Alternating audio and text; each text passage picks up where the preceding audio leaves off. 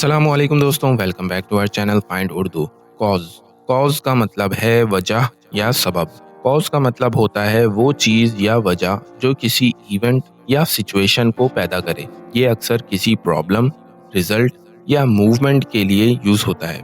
For example, एक disease की cause समझकर उसका ट्रीटमेंट फाइंड किया जाता है। ये लफ्ज़ सोशल मूवमेंट और नोबल पर्पस के लिए भी यूज़ होता है। जैसे पॉल्यूशन की वजह से इन्वायरमेंट के प्रॉब्लम्स बढ़ गए हैं। The cause of the accident was reckless driving. Accident की वजह लापरवाही से गाड़ी चलाना था। तो दोस्तों, कॉज का मतलब है वजह या सबब जो किसी काम या इवेंट को पैदा करे। उम्मीद है अब आपको कॉज का मतलब समझ में आ गया होगा। मिलते हैं नेक्स्ट वीडियो में। शुक्रिया।